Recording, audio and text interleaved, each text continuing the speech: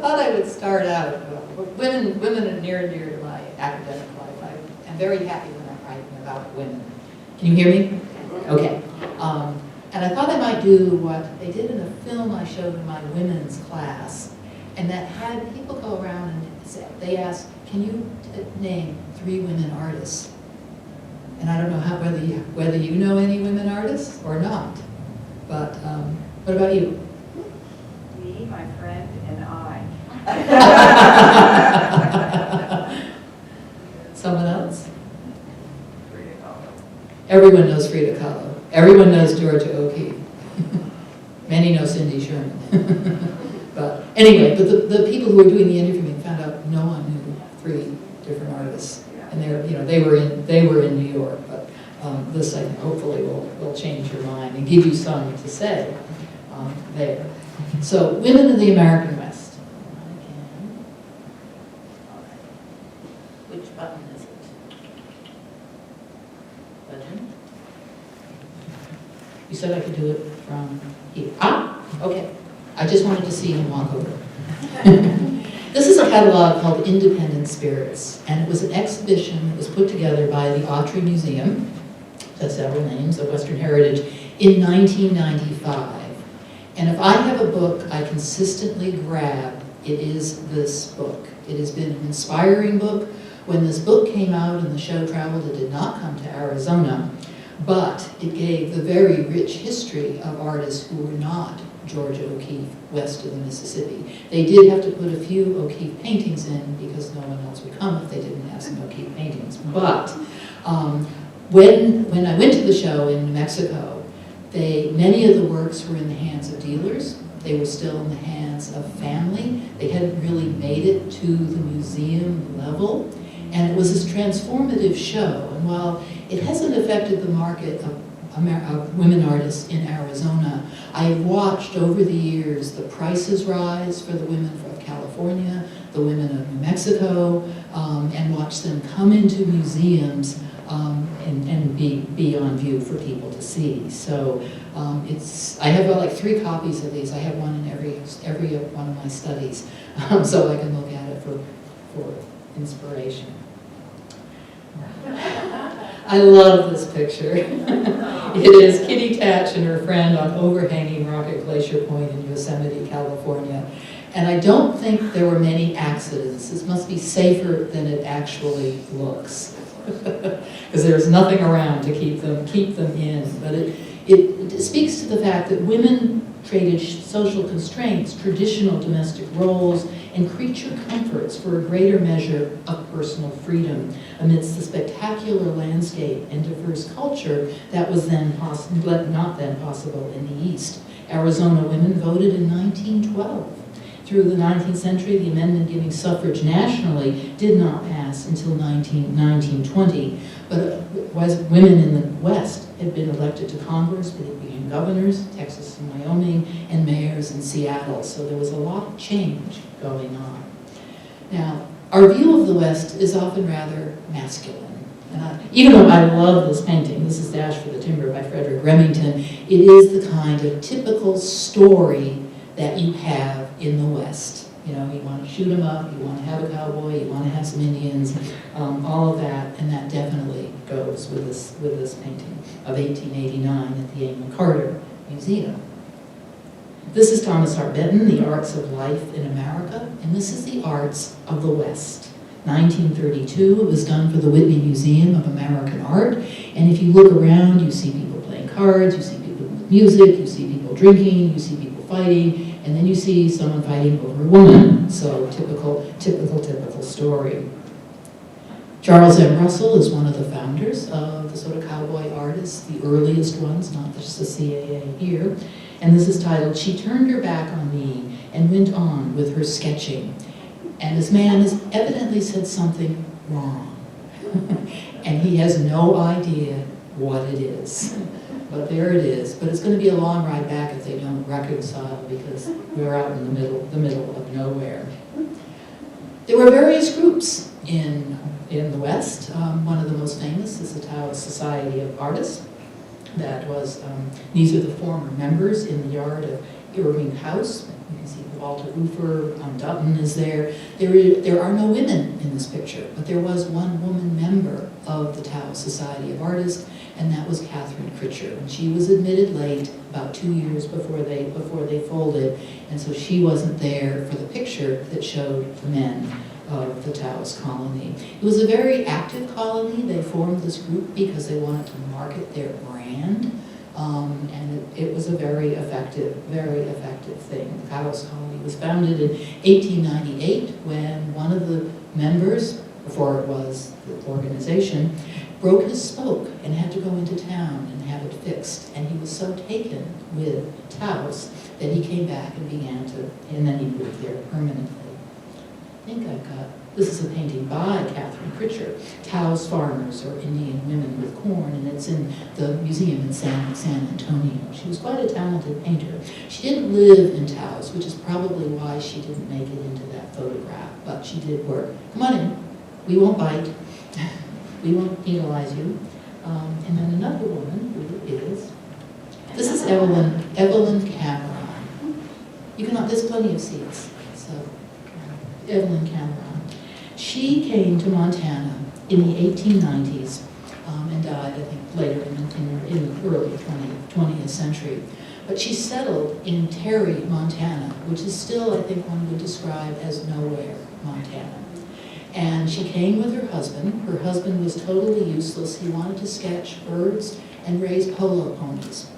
And that wasn't going to pay the rent. And so it was she who kept the vegetable garden. She traveled, she sold her produce, and she also took pictures of the many people who lived in that area. And the pictures survived. She put them under the bed, and the person who took care of her in her late life managed to save them. So there's a wonderful book on her if you want to learn more about her. And I have that's her on the horse, by the way. Very famous were these young women. These are the Buckley sisters. And she went around and photographed what people were doing all throughout the place that she lived. And these women, who all had red hair, lived near Medora. And do any of you know what Medora is? That is Teddy Roosevelt's ranch. And Buffalo Bill came and met them, and he was so taken with them, he invited them to be part of his Wild West show. They turned him down because the ranch needed them to work. Do I have another picture? This is what they did. You see them branding. So they did everything that needed doing. Women are also sort of muses and symbols in the American West. You see here John Gass' American Progress, Manifest Destiny of 1872, and we see this woman floating above, and we see them all going west. We have the train, they're on foot, they've got wagons, they go all over the west, but this is Manifest Destiny, that of course that view that it was God's will that people in the East come west and settle the land there. Oh, there. This one, not a very good slide. Daniel Boone is courting the settlers through the Cumberland Gap. And we see them looking ahead, very optimistic. The dog is sniffing new smells for me.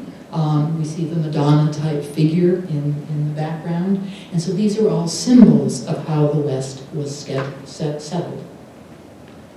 And there were all kinds of characters in the West. This is Annie Oakley. Miss Short Shot. There are a couple of seats in the front if you want. And she could shoot a cigarette out of her husband's mouth without killing him. Now there is marital trust. I'll tell you. There was also Calamity Jane, a little cross-dressing here. She didn't have quite as happy a life as the other, but there she is. And this is a picture of a woman named Ellen Elliott Jack. And she said, "I do not fear man nor devil. It is not in my blood, and if they can shoot any straighter or quicker than I, let them try."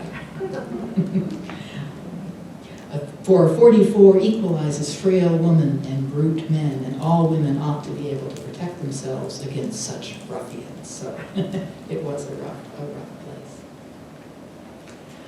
It was a time where there weren't that many artists. You could just stop your car and paint in the middle of the road because no one was going to come through. This is Mrs. Rearborn at Mount Rainier National Park in 1918.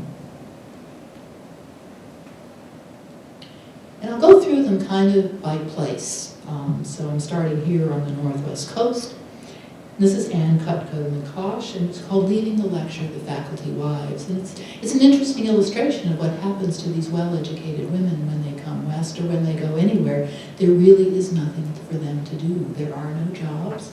They can make tea, they can talk to each other, but it's an interesting situation there. And then this is Z. Vanessa Helder. It's a Cooley Dam. This was a great era of building. You had the Hoover Dam, the Cooley Dam, all of those. And she did a whole series of watercolors on the building of this dam. And that's an unusual subject for a woman.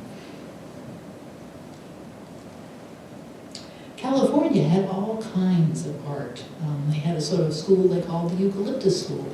There it is, right there. There was a split between Northern California and Southern California. This California Impressionism, a lot of nice decorative arts. And this is Marie Kavanaugh Wachtel, whose painting we see on the screen. And you saw her coastal eucalyptus trees. Adele Herder, who's well known in the decorative arts. This is a dining room area that she did for Montecito, California. And those beautiful decorations there are very, very much in that vein. I love this one. This is Jessie Arms Botke, and she loved to paint birds. The more exotic, the better. And here we see a white peacock, cockatoos, and flowers all in one. She is one whose prices have raised exponentially on the market because she's so exotic, and these are so beautiful. Henrietta Shore was a very good friend of Edward Weston. And she probably was the only woman he didn't have an affair with, pretty much. But she painted in the same places, like the cypress trees on Point Lobos, but unlike Weston, she did them brilliant, brilliant colors. And she also did flowers. This one, Flora Brundis, 1927, and these very exotic plants there that grow all over Southern California are one of her specialties. Annie Brigman, we see here, the soul of the blasted pine. She often posed herself naked. She posed her friends and all of that. And these are the kinds of pictures that she did. They're very soft focus. This is from 1907. But it speaks to a woman who liked to be in the outdoors, who liked to be healthy. She was generally a new woman, which is something that came in at the turn of the 20th century. This is when women began to smoke in public, they began to drink in public, they began to do more of what they wanted to do, and you could do that in the West more easily than you could in the East. Judy Dacre. This is Twinka and Imogene Cunningham in 1974, and I just love this little sprite of a woman. She was a very lucky person. Her father built her a house for photography, and she went out and took pictures. But I love how she looks looking at the naked woman in front of her. Many of her works, early works, were very soft focus, and this we see the dream that she did in 1910 there. And she was, I think, a member of the Stieglitz School. And this is her husband naked on Mount Rainier. And she could never show these, even though there's almost no way you can tell the gender of this person because it is so soft focused. But she didn't show these for very many years. But she's famous for plants, these beautiful, beautiful plants just coming out. They sort of remind me of Georgia O'Keeffe, or the literature that was made of Georgia O'Keeffe, this Magnolia Bud, 1929, just absolutely exquisite work. In Colorado, there were the Magafan sisters. They were twins, and they each married artists, And it was kind of it became a business because they all got support under the Works Progress Administration. So they're all doing murals, they're all very active, so it became the family business. This is the image of the Garden of the Gods in Colorado that we see. So they are quite an interesting group. And this is the Interurban Motorman by Eve Trello, who moved to Colorado with her husband, who had an academic position. She did not want to be a faculty wife. She really wanted to do her art, and she did. And she did wonderful landscapes, and this is the transportation between various towns in Colorado. This is, not Minerva Tucker, this is Louise Emerson Ronnebeck, and we see a painting inspired by a real event. It's called The People versus Mary Elizabeth Smith, and it was done in 1936. It is a true story. Her husband was threatening to divorce her, and she didn't want that to happen, and she got a gun, and she walked a long distance, and she shot him dead. And this is the trial, and you see that the prosecutor is holding the weapon by which she caused him to decease. There. And we see her, she's a very sympathetic subject, the red hair, the mother is in the front holding her daughter there. And what is amazing is she won. She won a domestic violence thing, maybe perhaps the only one. But Louise Emerson Ronnebeck married another sculptor. He came out to Colorado, and he was the director of the Denver Art Museum for a time. But he thought he would do the museum maybe a couple hours a week, and then the rest of the time he'd be in the studio. That did not sit well with the public, nor was he a very, he wasn't very diplomatic. So he lost that job, but they stayed in Colorado and did a lot of work there. This is Florence McClung, The Lancaster Valley from 1936. And these paintings are just really beautiful. To resurrect them as the Autry did was a very important thing. Colleen Spellman, The Railroad Sign, there. So they painted all kinds of subjects, but they usually are local subjects. One of my favorites is Minerva Teichert. She studied with Robert Henry in New York, and she was from Utah. And Robert Henry liked people to paint what they knew, and he told her to go home when she finished her studies and paint the Mormon story. And so she was a ranch girl, and she is a wonderful, wonderful painter. This one where you see these cattle, look at the frames around them. She does these huge frames and huge paintings, and how she had time to do all of this while she was a ranch woman. But they're really quite beautiful, beautiful images. Oh, I'm going backwards. Some of you might recognize this. This was in Landscapes of Extraction. And this is typical mining country. And the artist is Helen Forbes. It's called Mountains and Miners' Shack, the Schoen collection. And we see a very unpromising place. Often mining was done in very unsalubrious places that were either too hot or too cold or had horrible fumes. And this one has been deserted, so you can see the things in the background. New Mexico was one of the most active places in the West. They had all kinds of good things in New Mexico. They had writers who promoted the Southwest, particularly in New Mexico. They had lots of artists living in Taos. And if you've not been to Taos, it's one of the best places to get a sense of what the old culture of art in New Mexico was. I helped run a conference at Mabel Dodge Lujan House, which is right next door to Victor Higgins's house. If you walk up the street, you come into the house in the Sharp house and studio. So they're all close. And then there's the Feshen, and then there's a whole range of other museums. Many of the studios are still there, even if they're not used as studios anymore. But you really get a wonderful sense. This is on the screen, this is by Barbara Latham. It's called Tourist Town, which Taos definitely is, but it's still a good place to get a sense of what old Taos was like.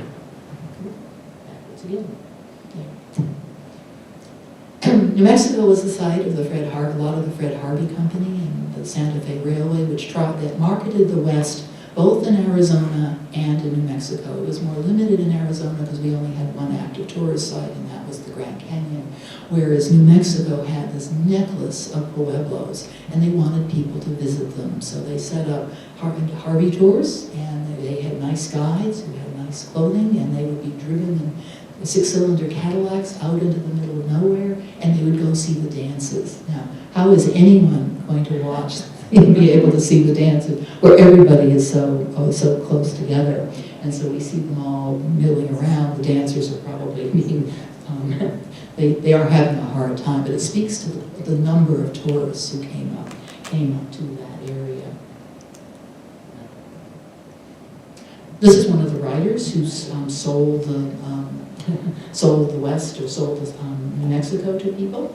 This is all, not all a rush, but she wrote a great deal about it, and so people were there celebrating what New Mexico had. And they also had early museums in New Mexico, and the one that's there today, the old one, has a different pueblo or church on either side of them. Okay. And this is Mabel Dodge Lujan. She also helped sell the West. She was a very strenuous house good keeper. She loved having people around her. I think George O'Keeffe got a little tired of all the sort of activities she planned for anyone who would come visiting. But this is a photograph by Carl Van Vechten, who was a leader in the modern avant-garde. Keep going backwards, sorry. I love this painting. This is a caricature of Mabel, and you see her on the right-hand side in sort of as an Earth Mother kind of image. She was born in Buffalo, and she came to Taos and thought she would live there forever, and she did do that. She had about 5 marriages, so you chart her career with that. She had a house in Florence, and then a house in New York, and then when she found New Mexico, that became her spiritual home there. And so,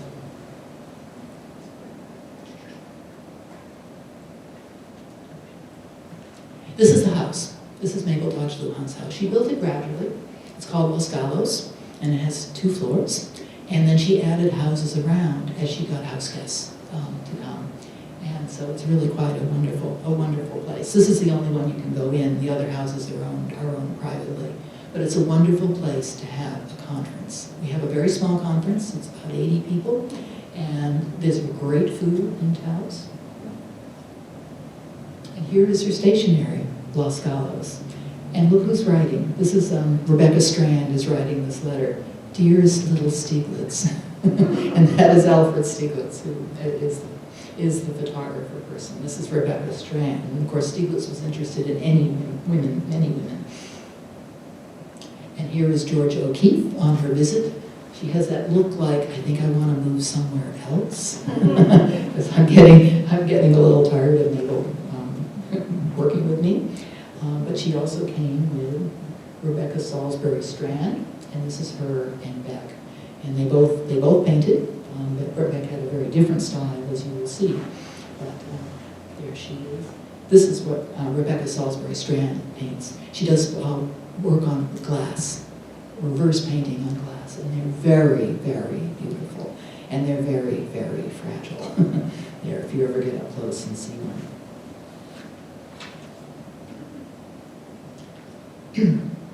And this is Millicent Rogers. There is a Millicent Rogers Museum in Taos, which is a wonderful place to go. And this is the woman who made it happen. She was a wealthy New Yorker who enjoyed a life of real privilege. She first visited Taos in 1947, and the experience transformed her life. She formed a collection of 2,000 pieces of Native American jewelry, pottery, and then adapted Southwestern motifs to the jewelry she designed. The museum was founded in 1953, the year of her death, so she didn't get to enjoy Taos. But I love this picture. She's wearing an Oliver James shirt, and look at all of those bracelets that she has. There, and I have a few pictures. This is her car. This is a Delage. And it's quite a spiffy car that she drove. Oh, backwards again. Okay. Oh, no.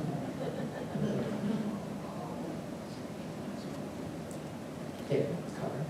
This is her, all dressed up in an Oliver James outfit. And again, she has all of this beautiful, beautiful jewelry on her. This is someone she designed, and they're really quite interesting. You can see them when you go to the Millie. And this was her house. You know, everybody had to go southwestern. And here is O'Keeffe, the sort of goddess of the Southwest. This is an older picture taken when she was in her 80s. This one. I like this. She is on a motorcycle, and she's riding ahead. She was hitching, and this was Maurice Grosser who went and picked her up. But that was in her youth.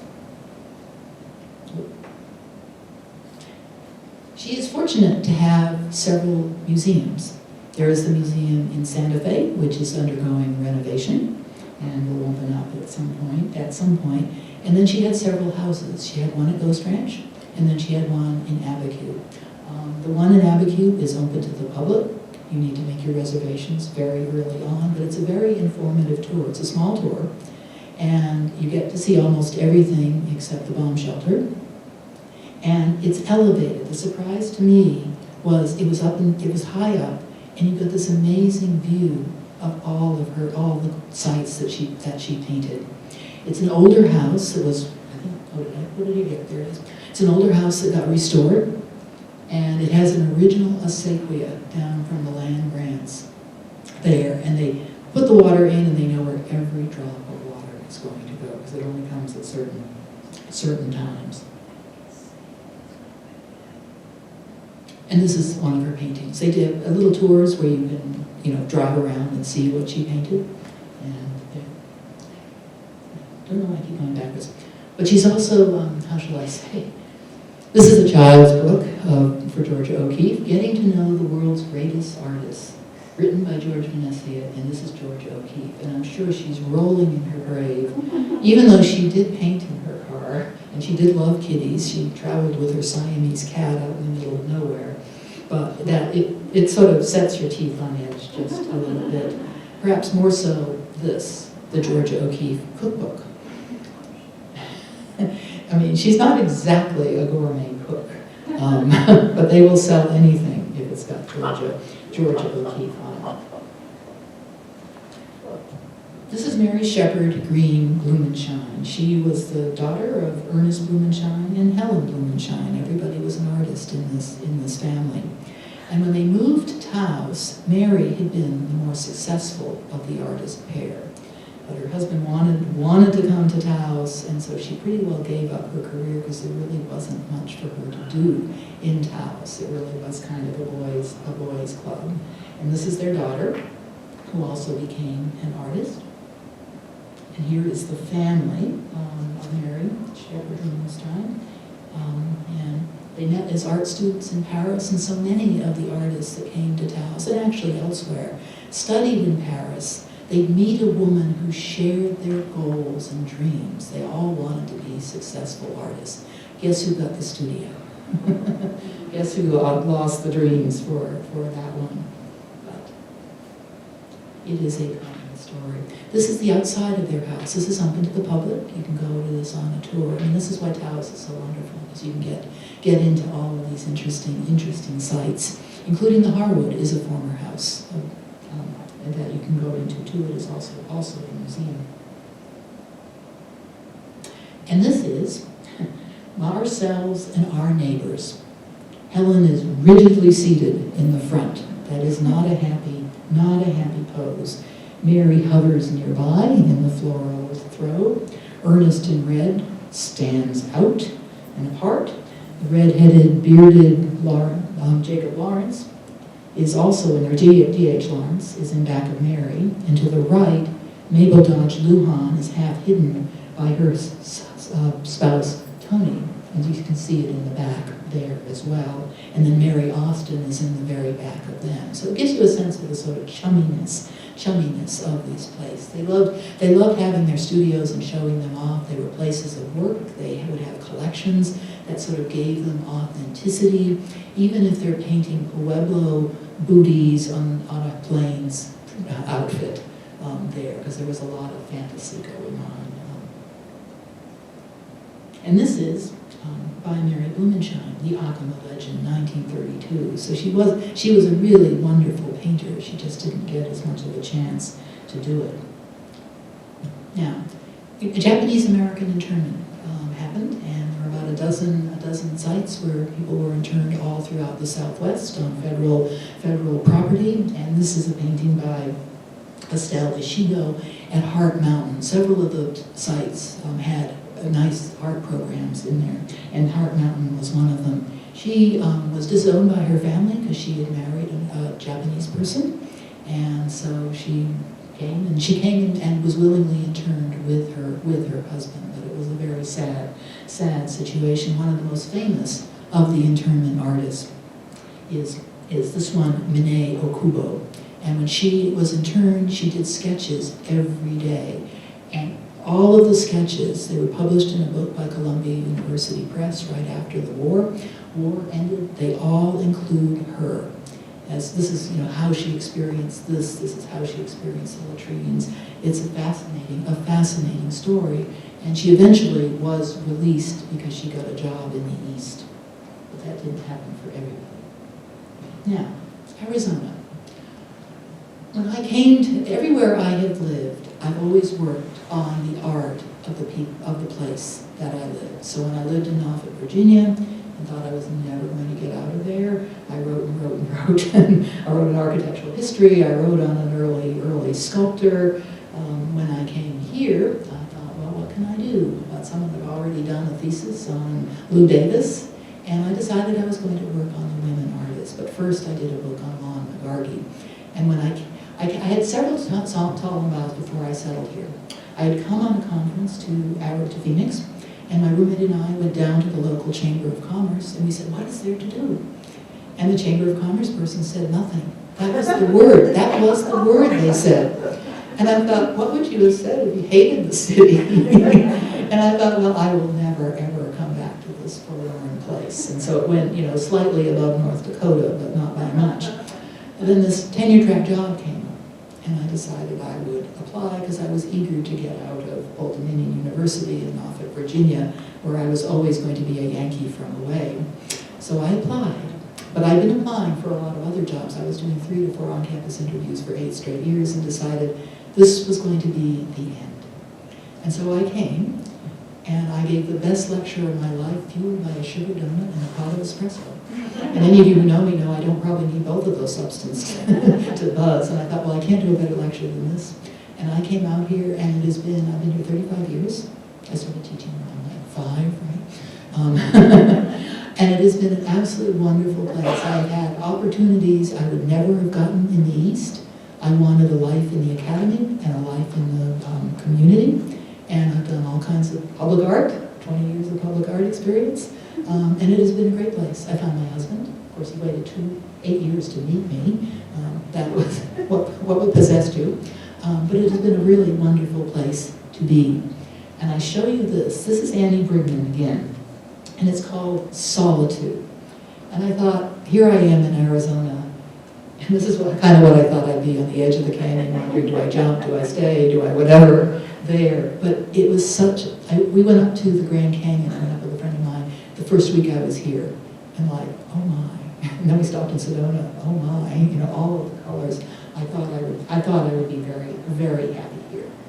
But Arizona has a very interesting history, and I am writing a book. I'm 1.5 chapters from the end.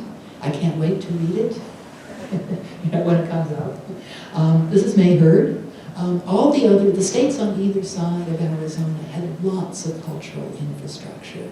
They had critics, they had museums, they had galleries, they had all the apparatus you wanted to have for culture. Arizona had none of that. We didn't start getting culture until the 20s. The Herd opened then, the Charlotte Hall Museum opened, the Museum of Northern Arizona opened, all in the 1920s. But the early artists of Arizona, the art community in Arizona early on was all women. There was Juan McGarvey, who loved women. He married 7 times, so he gave that proof.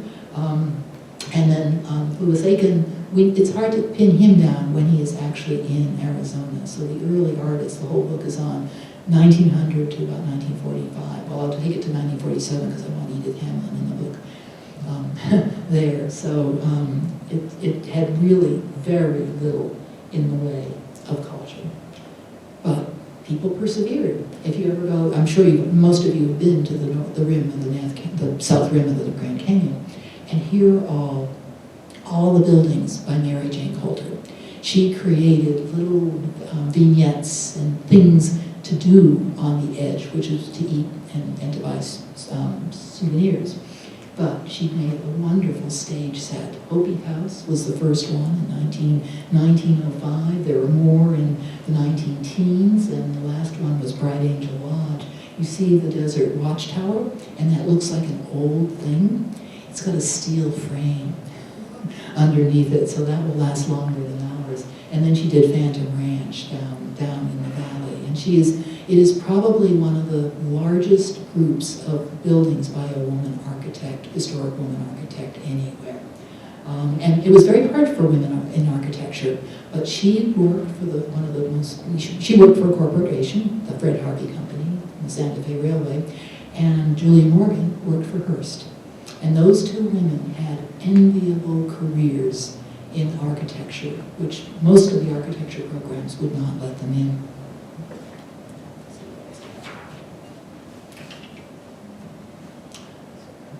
Zane Grey, you all have heard of. You've heard of the Riders of the Purple Sage, and you may not have heard of the Rainbow Trail. This is Lillian Wilhelm Smith. Her cousin was married to Zane Grey, and he invited her to come out and go on a trip with him, an entourage, really. He always traveled with an entourage.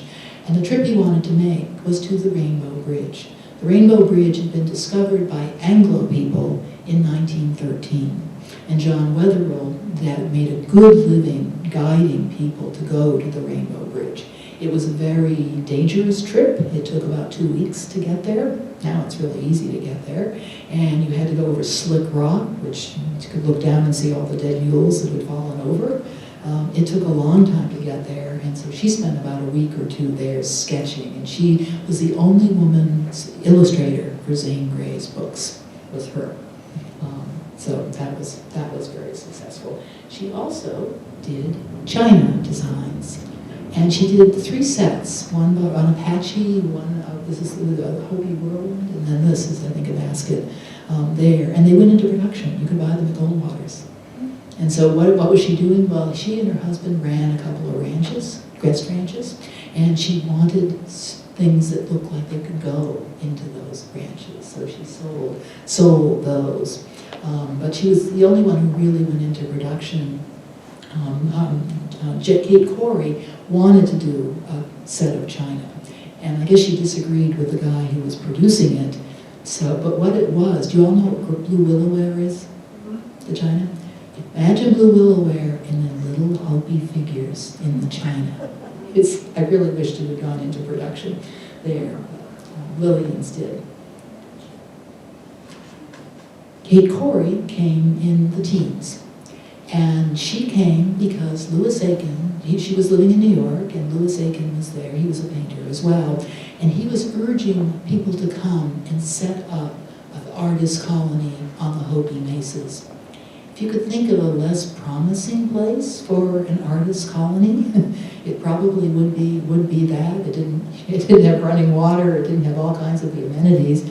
But she decided to come, and she took a long train ride. She gets off in Arizona, and the guy who meets her says, well, no one's gotten off that train in 2 years. And she said, I became the colony. And so she lived in Hopi for about almost 7 years before she moved to Prescott. I think she was getting a little older and perhaps wanted a bathroom and hot and cold running water. Jessie Benton Evans lived where the Phoenician is now. And she was a wealthy woman. Well, she was the wealthiest of all the artists that came here, but she was a wealthy woman, and she came here from Chicago for her health, because it was damp and windy and cold in Chicago, and she decided to stay here. So she made a villa on the land that now is the Phoenician, and she loved painting the desert. She called it the desert's miracle, especially in the spring. Like we're having an amazing bloom right now there. The Santa Fe Railway made the first corporate collection. And what did they want in the corporate collection? They wanted things that would help sell tickets. They hung them in their ticket rooms. They had them on all kinds of places there. And they also got a lot of work by women. Of all the women they got, the one they had the most of was Jessie Benton Evans. And I think it's because she lived in Chicago, and she could go up the street and knock on their door and say, "Don't you want another painting?" Or whatever. But she was quite talented. Those of you who live in Scottsdale would know this artist, perhaps. This is Marjorie Thomas. Marjorie Thomas is Scottsdale's first resident artist, and she came in about 1915. She came because her brother had TB, and it was supposed to cure him. He died anyway about 3 years later. But she and her mother came, and the brother came, and two of them, proved up their property and owned it after a while. But these are the mules that helped dredge some of the Salt River projects, and they're such beautiful, beautiful mules.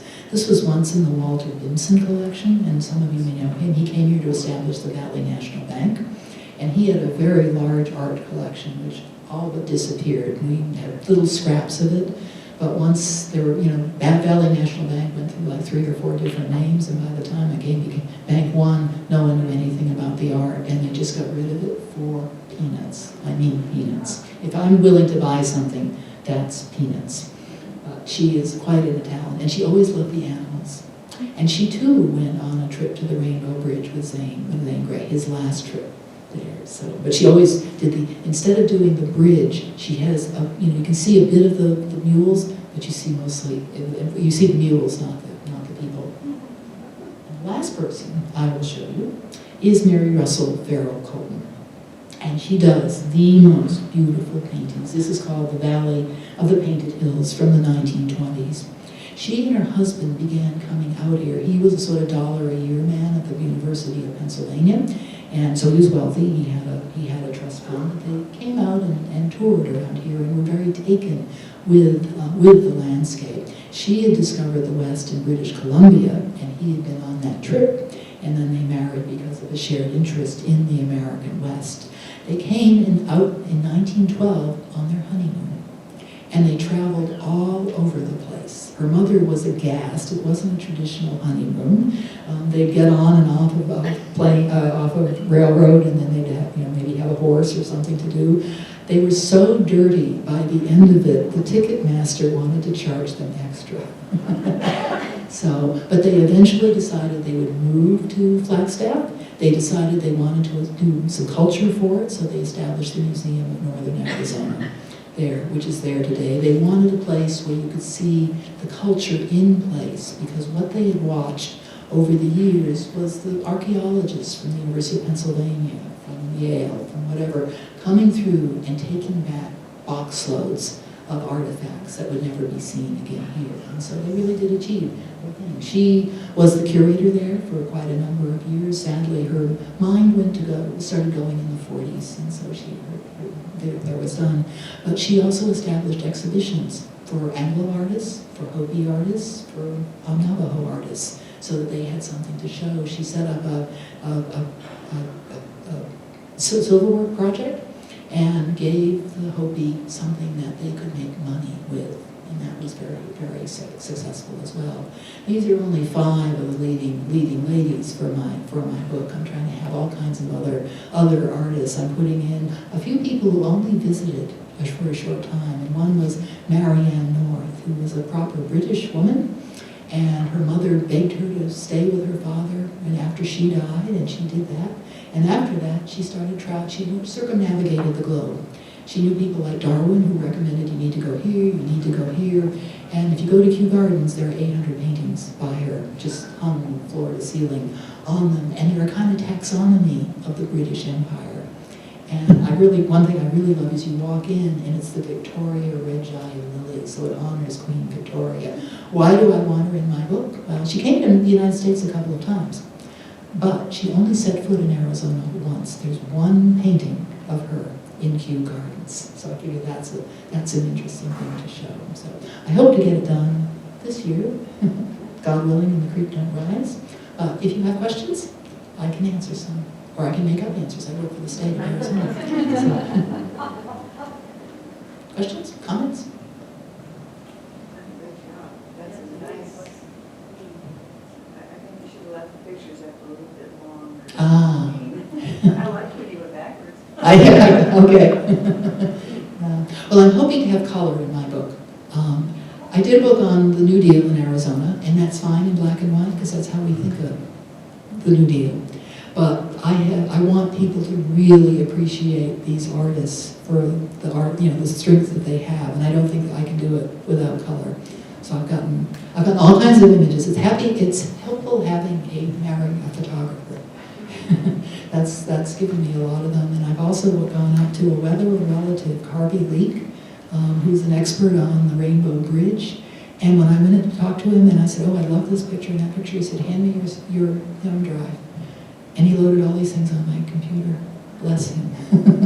So I've got some really, really neat images. So I'm eager for people to see them. I've only been working on this, so like 10 years, but it was not ready to write until my sabbatical this last year. I took a whole year, and that was good. So anyway, yes? So how is your book, how will it be organized? Will it be by artist, or will it be? It'll be organized in a couple of ways. I have a whole chapter on the Rainbow Bridge. I have a whole chapter on the Grand Canyon. I have a chapter on Marjorie Thomas. I'll have a chapter on Mary Russell. And what's the other chapter I'm going to have? Definitely Marjorie Thomas is one other. So I've got 6 or 7 chapters. And I have a prologue and I have an epilogue on the end. And the prologue is all photographers, because I don't have many photographers. Only Kate Corey took pictures. So I did the prologue is artists with cameras. The first woman that was hired by Arizona Highways. And so I had people like that to sort of set the stage of what women could do. So I expect all of you to buy it now. You never get royalties on an academic press. I think the first royalties I got for my book on the New Deal came about 8 years later, and it was like $2. So you don't do academic presses to make money, but I really want people to look at this book. So, well, thank you for coming.